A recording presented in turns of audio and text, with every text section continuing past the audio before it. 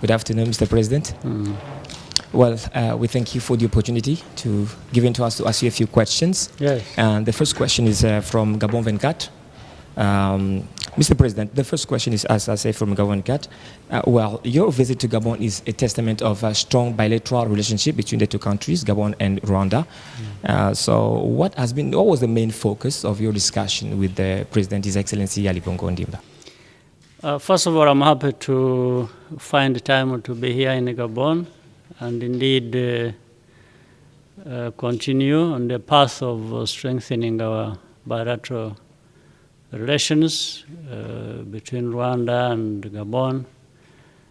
Same time, it gives me an opportunity to visit with my friend, colleague, President Bongo, who has not been feeling well for some time, and glad that there is a very significant improvement in his health and therefore resumption of his responsibilities effectively. So we combined those two things. It was just in an African way. We visited with friends when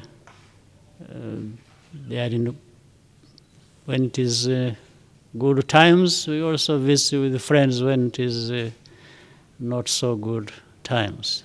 So I'm here for both, really, to visit with the President, to also visit with the country and continue building a very strong relationship. Gabon and Rwanda are among the 44 countries out of 55 of the African Union to sign the agreement on the African Continental Free Trade Area. And so the question is, what is being done to make sure the other countries join or follow suit? Right.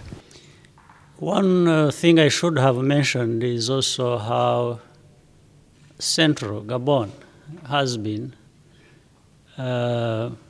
to African interests and vision and strategy to achieve that vision. President Bongo has been very active in working with other leaders on our continent to make sure that we raise our level of development and effort to achieve that by Africans themselves. And one of those things we needed to pay attention to is, well, trade and investment, regional integration, and continental free trade area that is going to be created under this agreement is part of that. It combines a number of things. It combines integration, it combines scale in terms of the market within which to make investments, but also to trade with each other, which are very beneficial to the continent. We have seen very significant progress since the inception of the Continental Free Trade Area. So already the countries that were required to ratify in order for the Continental Free Trade Agreement to take effect, the countries have already reached the number that was required, and we continue to see more interest, because even the others who have not ratified, it's not because they are not interested, or it's not because they don't see the necessity of having this continental free trade area. It's just because they maybe have some difficulties that they want to overcome before they fully participate, whether they are legal, technical, or otherwise. Otherwise, that's what is going on. So it means a lot. And for Gabon, that have been very present in ensuring that this happens, working with other countries like my own, Rwanda, and several other countries on our continent. We want this to work, and we see it coming into effect quickly, and therefore giving us the benefits we want. Good afternoon, Mr. President. Camille Malplat from Agence France Presse. The African continent is each day more confronted to security threats. Which role can Rwanda play to fight terror on the continent, and how your country help his neighbors in Central Africa? Good. Well, that's a very good question. We see a lot of progress across Africa in many ways, including actually countries that are stable and continuing to develop. But at the same time, you are right, we also see trouble spots in many parts of our continent. Some situations getting better, others getting worse, or maybe new dynamics coming in relating to these threats of instability and security, whether it is terrorism and so on and so forth. For Rwanda's role, to begin with,